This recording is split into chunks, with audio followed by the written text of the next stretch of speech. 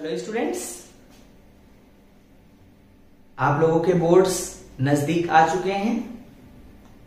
आप लोगों को ढेर सारी प्रिपरेशंस करनी है, अच्छे मार्क्स लेकर के आने हैं, अपने फ्यूचर को बिल्डअप करना है, अपने ड्रीम्स को कंप्लीट करना है। इन्हीं सारी चीजों को फोकस करते हुए हम फिर से एक नए स्टार्टअप के साथ आप लोगों के साथ हैं। आज की क्लास में हम सब इलेक्ट्रिक करंट के कुछ कॉन्सेप्ट्स पे वर्क करेंगे। Specially this class is prepared for class 10th students. तो हम लोग इलेक्ट्रिक करंट को लेकर के आगे बढ़ रहे हैं। कुछ क्विक टर्म्स को हम लोग पिक करेंगे, जानेंगे क्या चीजें कैसे होती हैं। ठीक है, तो सबसे पहली चीज हमारे पास जो है इलेक्ट्रिक करंट में एक छोटा सा टर्म आपको समझना होगा कि कभी भी करंट के एग्जिस्टेंस के लिए आपको दो टर्मिनल्स की नीड होती है। करंट के एग्जिस्टेंस के लिए दो टर्मिनल्स की नीड होती है। एक टर्मिनल होता है आपका पॉजिटिव टर्मिनल और दूसरा टर्मिनल होता है आपका नेगेटिव टर्मिनल। पॉजिटिव के पास कह सकते हैं कि इलेक्ट्रॉन्स की डिफिशियंसी होती है, इलेक्ट्रॉन्स की डिफिशियंसी होती है, और नेगेटिव्स के पास इलेक्ट्रॉन्स की इफिशियंसी होती है। तो आप समझिएगा, यहां से ये पॉजिटिव्स इधर से इधर की तरफ जाएंगे। क्यों? क्योंकि इनके पास नेगेटिव्स नहीं है, और यहां से ये नेगेटिव्स इधर से इधर की तरफ आएंगे। ठीक है, तो आप समझिएगा कि करंट का फ्लो, देखो बेटा सीधा सा कॉन्सेप्ट, इन्हीं पॉजिटिव्स को हम बोलते हैं कैरियर और इन्हीं नेगेटिव्स को हम बोलते हैं रेजिस्टर्स, जो प्रैक्टिकली रेजिस्ट करते हैं वो। करंट की डायरेक्शन किधर होगी? तो करंट देखो बेटा, ये हायर पोटेंशियल है, ये हायर पोटेंशियल है, और ये आपका लोअर पोटेंशियल है।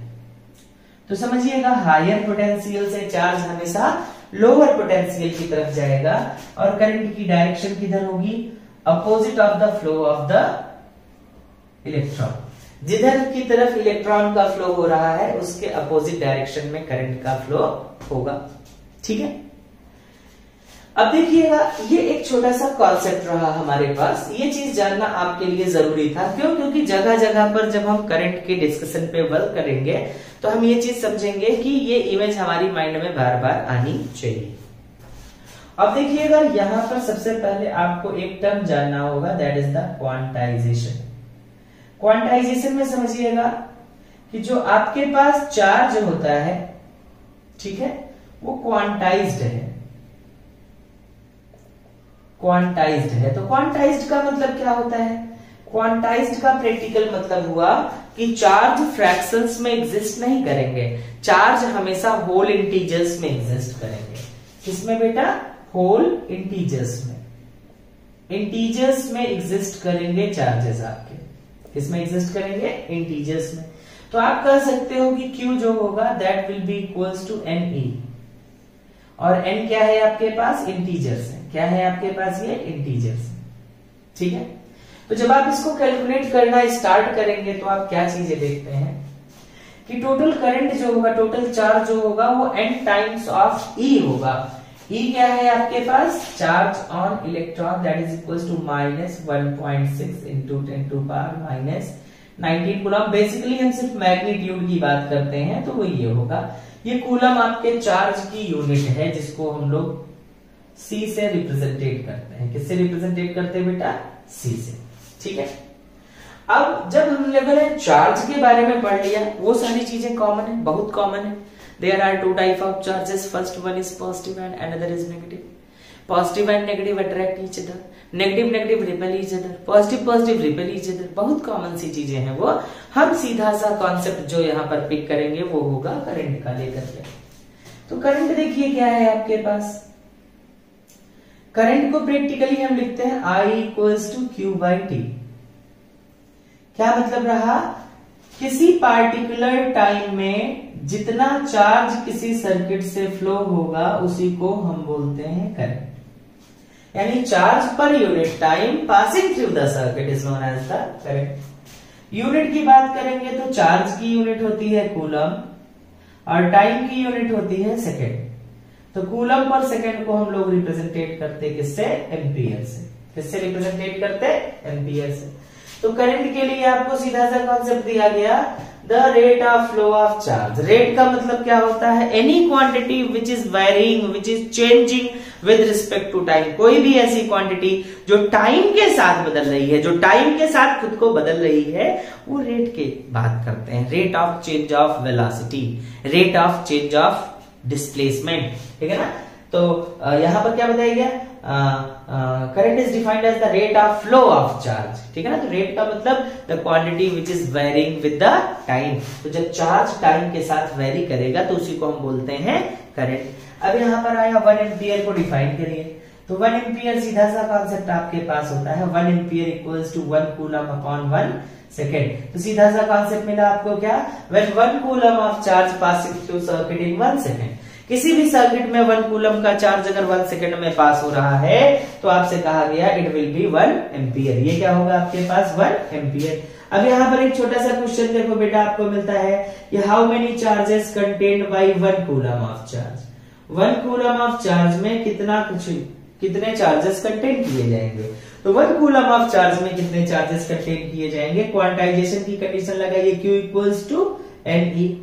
यहां पर Q इक्वल्स टू NE में ये 1 रहा, 1 कूलम। N की वैल्यू फाइंड करनी और E की value 1.6 into 10 to power minus 19 coulomb. तो N की वैल्यू कितनी मिलेगी? 0.625 इंटू 10 टू पावर 19, या फिर इसी को लिख सकते हैं 6.25 इंटू 10 टू पावर 18। अब देखो फिजिक्स इतना इंपॉर्टेंट है, इतनी डेप्थ कंटेन करता कि हम उसको मैसिवली समझ ही ना पाते। मतलब समझिएगा 1 कूलम चार्ज कितना इजीली हमने बोल दिया, लेकिन कितने चार्जेस उसमें एग्जिस्ट कर रहे हैं मेरे भैया? उसमें आपके 6.25 into 10 to power 18 electrons exist कर रहे हैं, ठीक है ना। Not a small value, that is a very existential value, that is very large value. तो फिजिक्स को बस एक्सपीरियंस करने की नीड होती है कि वो क्या और कैसे चीजों को आपके सामने रिप्रेजेंटेट कर रहा है, ठीक है ना। तो यहाँ पर ये इतना सा हो गया। अब उसके बाद इसी में आपसे अगला क्वेश्चन कहा जाता है। नेक्स्ट क्वेश्चन आपको कहा गया, नेक्स्ट क्वेश्चन में बताया गया कि आपका जो ये करंट दिया जा रहा है, ठीक है ना, कहा गया कि how many electrons contained by 5 ampere current.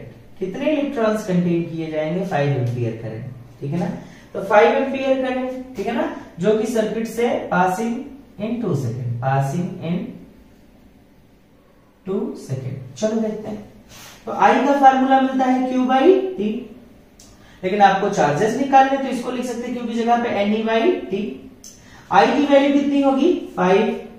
N की वैल्यू फाइंड करनी, E की value 1.6 into 10 to power minus 19 और T की वैल्यू 2।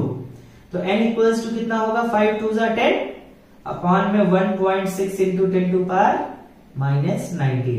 बेटा 1 अपॉन 1.6 इंटू 10 टू पावर 19 हो जाएगा 6.25 इंटू 10 टू पावर 18, और यहां पर मिल गया आपको 6.25 इंटू 10 टू पावर 19 इलेक्ट्रॉन्स। कितने इलेक्ट्रॉन्स 5 एम्पियर करंट को प्रोसीड कराएंगे बेटा? ये इतना सा। तो आपको यहाँ पर ये बता दिया गया, ये करंट का कॉन्सेप्ट है। इसके बाद हमें मिलता है सीधे सीधे इलेक्ट्रिक पोटेंशियल। क्या मिलता है हमें? Electric potential. तो देखो बेटा इलेक्ट्रिक पोटेंशियल में क्या है, नेक्स्ट टर्म हमारे पास है इलेक्ट्रिक पोटेंशियल। तो इलेक्ट्रिक पोटेंशियल में देखिए क्या मिलता है, सीधा सा कॉन्सेप्ट है, V से रिप्रेजेंटेट करते हैं, that is equal to W by Q, यानी work done per unit charge. Charge को के लिए यूनिट चार्ज के लिए वर्क डन, लेकिन वर्क डन क्यों करेंगे? उसको one place to another place ले जाने के लिए। तो लिखते हैं हम इसे work done per unit charge bringing it from one to another place. ये बस सिंपल सा, ठीक है ना। Work done per unit charge, तो जब आप इसे देखोगे तो वर्क डन को ही हम क्या बोलते हैं बेटा, एनर्जी पर यूनिट चार्ज, क्योंकि जहां पर वर्क डन होगा there must be need of fixed amount of energy, वहां पर आपको एनर्जी की नीड जरूर होगी। तो यहां पर आपको क्या मिला हुआ है बेटा, work done per unit charge bringing it from one to another place. Unit की बात करेंगे तो एनर्जी की यूनिट होती है जूल और क्यू की यूनिट होती है आपकी कूलम। तो जूल पर कूलम को ही हम क्या बोलते हैं, वोल्ट। क्या बोलते हैं, वोल्ट। अब 1 वोल्ट को डिफाइन करना हुआ तो 1 वोल्ट क्या होगा, 1 joule upon 1 coulomb. 1 joule upon 1 coulomb, सीधा सा कॉन्सेप्ट मिला क्या। When 1 joule of work is done to bringing 1 coulomb of charge from one place to another place, electric field के अंदर एक प्लेस से अनदर प्लेस तक ले जाने के लिए जो टोटल वर्क डन करते हैं 1 जूल का, तो आपका electric potential will be 1 volt, ठीक है ना। तो यहां पर आपको करंट के बारे में इंफॉर्मेशन मिल गई, साथ ही साथ में आपको पोटेंशियल के बारे में इंफॉर्मेशन मिल गई। क्वेश्चन देखते हैं इस पर रिलेटेड। क्वेश्चन आपके पास होता है, how much work is done, work is done to bringing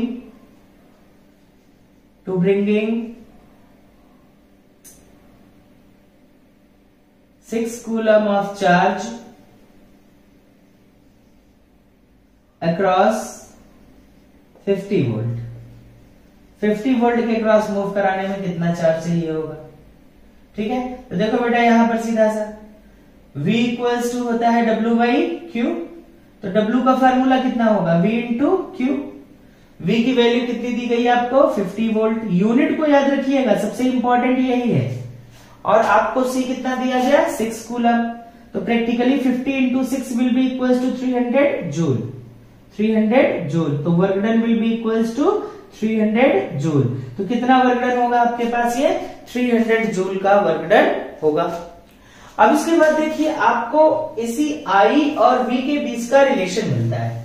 इसी I और V के बीच का रिलेशन मिलता है जिसे जॉर्ज साइमन ओम ने रिप्रेजेंटेट किया था, और इसको हम लोग रिप्रेजेंटेट करते किससे, ओम्स लॉ से। किससे रिप्रेजेंटेट करते, ओम्स लॉ से। इसको किसने रिप्रेजेंटेट किया था, जॉर्ज साइमन ओम ने। क्या बताया था इन्होंने बताया था कि अगर किसी पार्टिकुलर सर्किट में कंडक्टर की फिजिकल कंडीशंस को कांस्टेंट रखा जाए, फिजिकल कंडीशंस का मतलब length of conductor, area of conductor, अगर इसको कांस्टेंट रखा जाए तो उस सर्किट से पास होने वाला जो नेट करंट होगा that will be directly proportional to the potential difference across the ends of conductor. तो बताया था इन्होंने, इफ फिजिकल कंडीशन, मतलब समझिएगा किसी भी पार्टिकुलर वर्क को अगर आप परफॉर्म कर रहे हो और आपको उस वर्क को आधा करने के बाद बदल दिया जाए तो क्या वो सही होगा, नहीं ना। तो वैसे ही जब किसी वायर से करंट को फ्लो करा रहे हो तो बीच में वायर को ना बदलिए ना, उसकी लेंथ को ना बदलिए ना, उसके एरिया को ना बदलिए ना। अगर आप बदल दोगे तो that is not fair thing, ठीक है ना। वहां पर फिर वो कोई रूल को नहीं फॉलो करेगा। 50% वर्क आपने कंप्लीट किया और क्रेडिट बाद का 50% करने वाला ले गया, भाई गुस्सा तो आएगी ना। आप किसी रूल को नहीं मानोगे, तोड़ दोगे उसको। ठीक उसी तरीके से यहाँ पे फिजिकल कंडीशंस कांस्टेंट होनी चाहिए। फिजिकल कंडीशंस का मतलब लेंथ, एरिया एटसेट्रा, ये कांस्टेंट अगर हैं then current passing through the circuit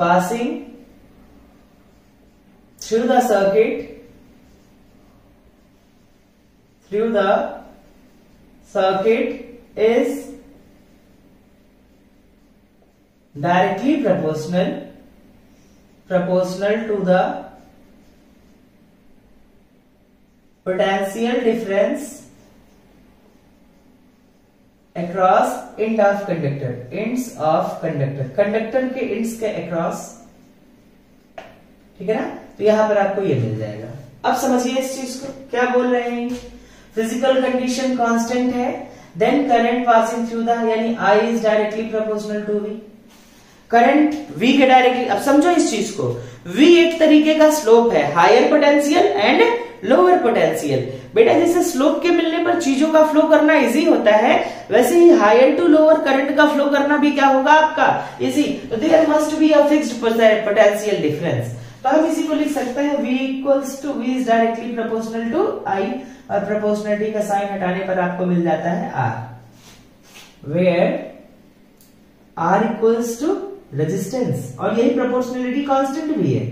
क्या है ये प्रोपोर्शनलिटी कांस्टेंट भी है। अब अगर इस रेजिस्टेंस को डिफाइन करोगे तो मैंने आपको तभी फिगर में बताया था कि इधर से जो चार्जेस जा रहे हैं दे अपोजेस द इलेक्ट्रिक करंट, इसे क्या बोलेंगे रेजिस्टर्स बोलेंगे। तो प्रैक्टिकली माइंड में उसी चीज को सेटअप करके रखिए, क्योंकि 10th क्लास में इतनी डेप्थ में आप चीजों को समझ ना सकते हो, लेकिन ये कुछ फिक्स चीजें हैं जो माइंड में आपके कॉन्सेप्ट्स को पूरी तरीके से क्लियर करेंगी। तो यहां पर देखिएगा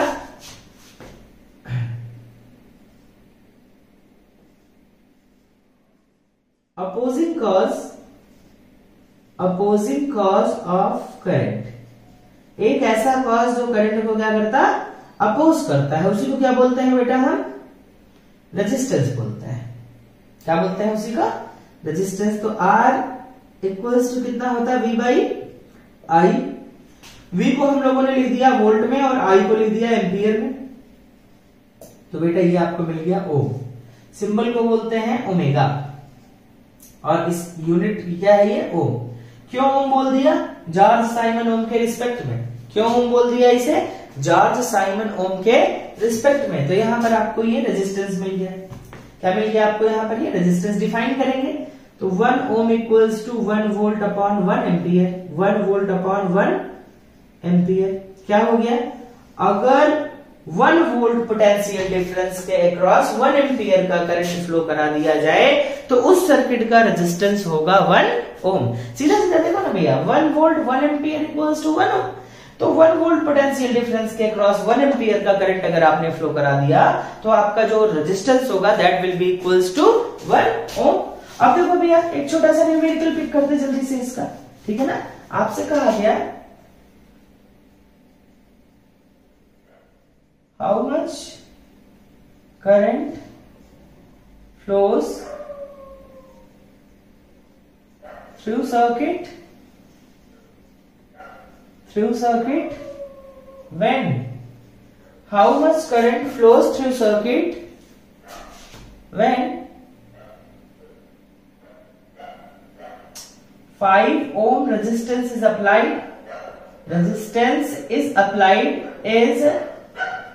applied across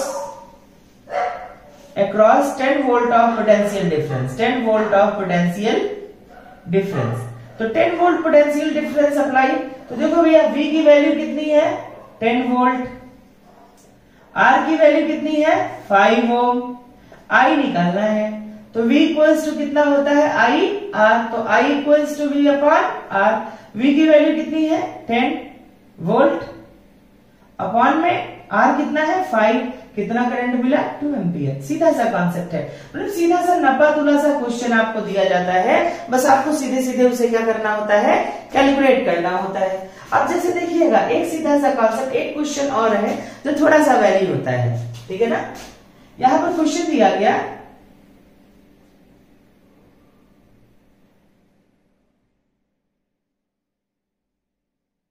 without changing the resistance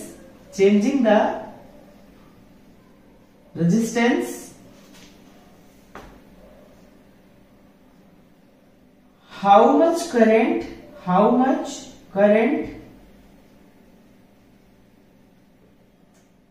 passes through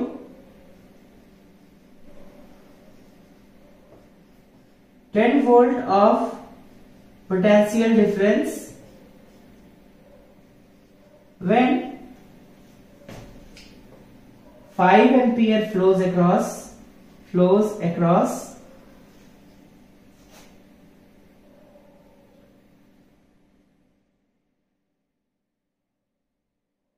15 volt of potential difference. समझो कोई एक सर्किट है, अगर 15 वोल्ट के अक्रॉस 5 एम्पियर फ्लो हो रहा तो 10 वोल्ट के अक्रॉस कितना फ्लो होगा, और रेजिस्टेंस क्या रखना है आपको कांस्टेंट। तो फर्स्ट कंडीशन में देखो भैया R इक्वल्स टू क्या है आपके पास V1 अपॉन I1। तो V1 की वैल्यू कितनी है 15 और I1 की वैल्यू कितनी है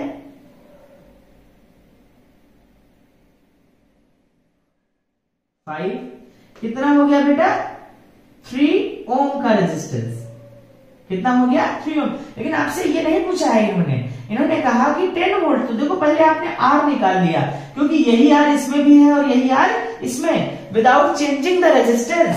तो यहां पर सेकेंड केस में आपको मिला हुआ है R equals to V2 upon I2।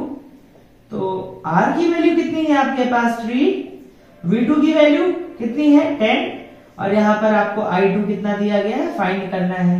तो I2 इक्वल्स टू कितना हो जाएगा 10/3 that is equals to 3.33 ampere. तो सीधा सा कॉन्सेप्ट। मतलब देखिए ऐसे क्वेश्चंस आपके यहाँ पेपर में वेरिएशन के बेसिस पे आपको मिल जाते हैं और इन चीजों को आपको थॉरोली पिक करना होता है। That is the most important thing. चलिए अगला पार्ट जो हमें दिया जा रहा है वो कौन सा है, ध्यान देते हैं। तो कुछ ऐसे फैक्टर्स हैं बेटा जो इस रेजिस्टेंस को क्या करेंगे, वेरी भी करेंगे, ठीक है ना। कुछ ऐसे फैक्टर्स हैं, फैक्टर्स अफेक्टिंग द रेजिस्टेंस। तो देखिए यहां पे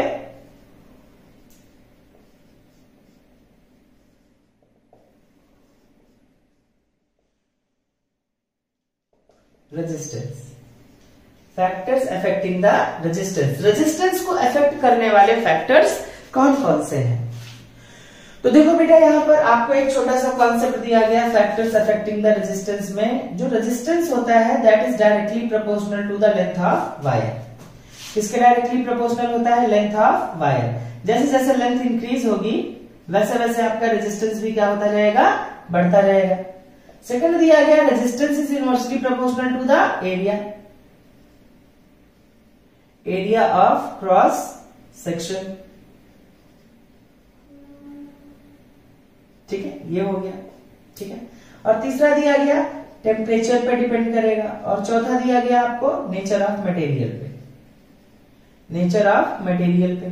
तो इन दोनों में तो वेरिएशन अलग अलग होते हैं, इन दोनों से मतलब नहीं रखना आपको, ठीक है ना, क्योंकि टेम्परेचर अलग अलग मेटल में अलग अलग मटेरियल्स में अलग अलग तरीके से बिहेव करता है।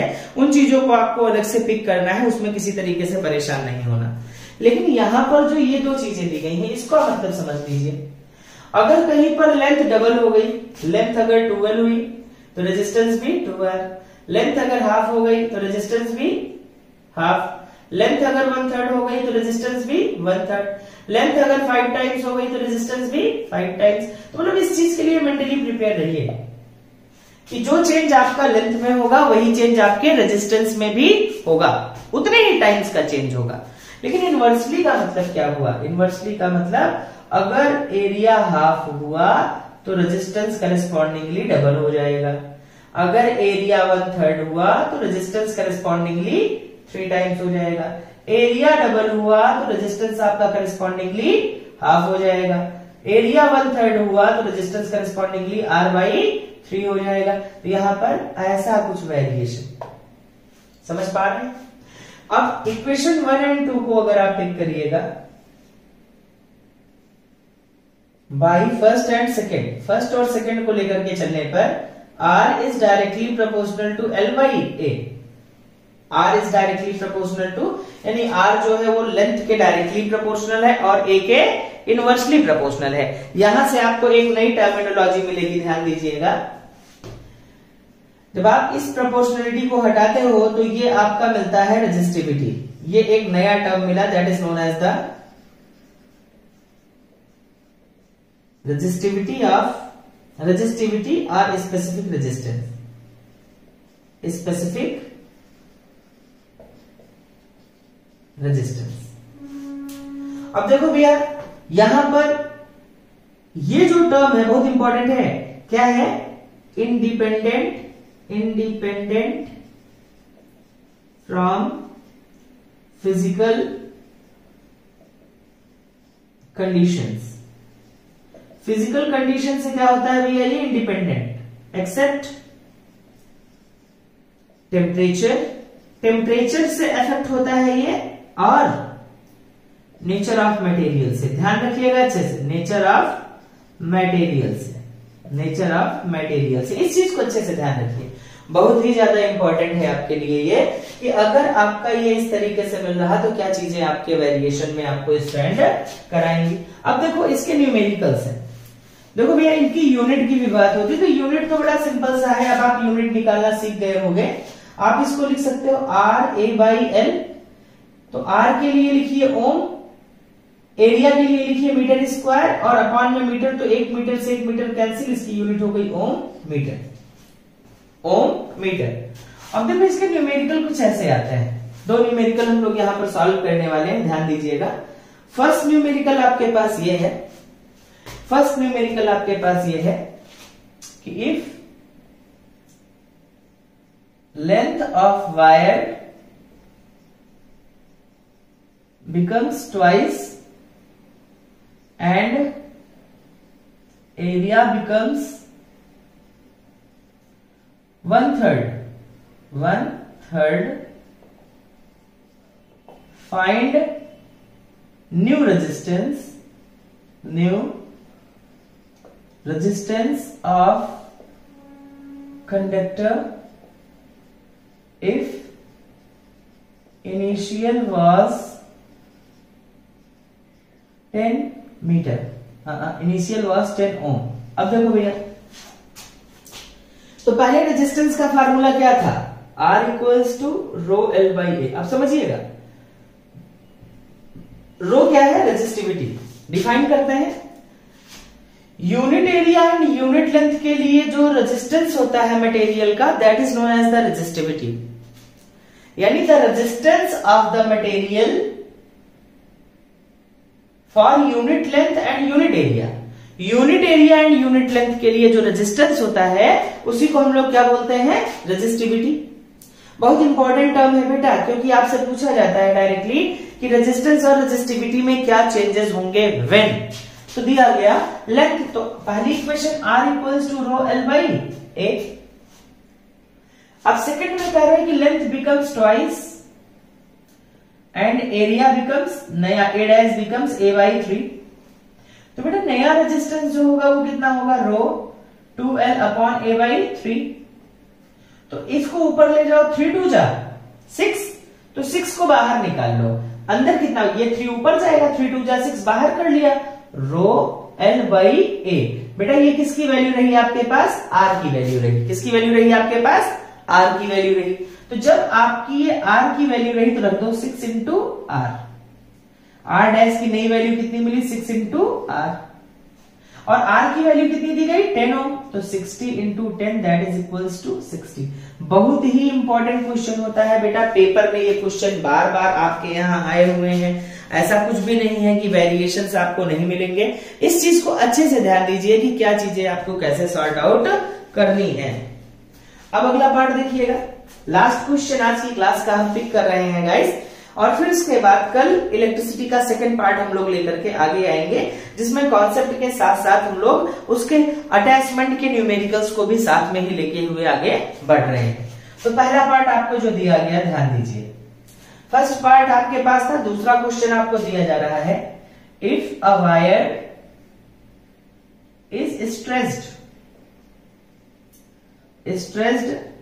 twice of its length, अगर ट्वाइस लेंथ वायर को स्ट्रेच कर दिया गया, देन न्यू रेजिस्टेंस बताइए, न्यू रेजिस्टेंस कितना होगा, न्यू रेजिस्टेंस कितना होगा, इस चीज को आपको थॉरोली बताना है। तो चलिए देखते हैं।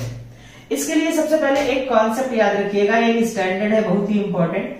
बेटा अगर किसी भी वायर को आप स्ट्रेच कर रहे हो तो जितने टाइम्स उसकी लेंथ को बढ़ा रहे हो उसका एरिया उतने टाइम्स क्या हो जा रहा है, कम हो जा रहा है। जितने टाइम्स किसी की लेंथ को आप इंक्रीज कर रहे हो उसका एरिया उतने टाइम्स कम हो जा रहा है। तो अगर आपने लेंथ को ट्वाइस किया हुआ है तो उसका एरिया क्या हो जाएगा, उसका हाफ हो जाएगा। तो यहां पर देखिएगा, अगर आपसे कहा जाए कि न्यू रेजिस्टेंस, तो बेटा यहां पर n square times of initial resistance, और n क्या था, चेंज इन लेंथ। अगर लेंथ को डबल किया तो रेजिस्टेंस 4 टाइम्स हो जाएगा, लेंथ को हाफ किया तो रेजिस्टेंस 1/4 टाइम्स हो जाएगा, लेंथ को अगर 3 टाइम्स किया तो 3 3 जा न्यू रेजिस्टेंस 9 टाइम्स। तो बहुत सीधा सा, n स्क्वायर कर दो, जितने टाइम्स लेंथ में चेंज किया उतने का स्क्वायर कर दो। तो देखो कैसे, पहले रेजिस्टेंस का फार्मूला था रो एल बाई ए, पहले रेजिस्टेंस का फार्मूला था rho L by A, equation number 1। दूसरी कंडीशन में दिया गया, जब आपने इसे अप्लाई किया तो rho dash R dash equals to rho. अब देखो लेंथ डबल हो गई तो रो 12, तो एरिया क्या हो जाएगा हाफ, क्योंकि जब भी आप स्ट्रेच करके समझो वायर को खींचना शुरू किया वो पतला होने लगा, तो जितना लेंथ को बढ़ाया आपका वायर उतना ही। तो यहां पर देखिए कितना हो जाएगा, रो 4 को बाहर कर लिया, रो एल अपॉन ए, बेटा ये कितना हो गया न्यू रेजिस्टेंस, तो नया रेजिस्टेंस कितना हो गया 4 टाइम्स ऑफ इनिशियल रेजिस्टेंस। तो यहां पर देखिएगा ट्वाइस की गई थी लेंथ, तो ट्वाइस का स्क्वायर हो गया 4, नया रेजिस्टेंस आपका जो हो गया आपका 4 टाइम्स। तो ये सारी चीजें आपके पास इतना रहा आज की क्लास में, जिसमें हमने इन कॉन्सेप्ट्स को पिक किया हुआ है। इसमें बस एक चीजें थोड़ी सी, एक दो चीजें और जो है ध्यान देने वाली, जैसे आपको यहां पर दिया जाता है बेटा अबाउट द कंडक्टेंस। कंडक्टेंस क्या है, रेसिप्रोकल ऑफ रेजिस्टेंस, बस इतना सा ही है, रेसिप्रोकल ऑफ रेजिस्टेंस। तो इसकी यूनिट क्या होगी, ओम इनवर्स, या इसी को MHO मो भी बोलते हैं, क्या बोलते हैं मो, या साइमन भी बोलते हैं, हम इसी को क्या बोलते हैं साइमन। तो reciprocal of resistance is known as the conductance. और ऐसे ही होता है बेटा कंडक्टिविटी, कंडक्टेंस को G से रिप्रेजेंटेट करते हैं और कंडक्टिविटी को सिग्मा से। तो सिग्मा इक्वल्स टू होता है रेसिप्रोकल ऑफ रेजिस्टिविटी, तो ये क्या हो जाता है ओम इनवर्स मीटर इनवर्स। बस ये कुछ चीजें हैं, हालांकि ये पेपर के पॉइंट ऑफ व्यू से इंपॉर्टेंट नहीं है, बट आपको बताना ये जरूरी था कि जैसे रेजिस्टेंस अपोज करने वाला फैक्टर है, वैसे कंडक्टेंस एक सपोर्ट करने वाला फैक्टर है।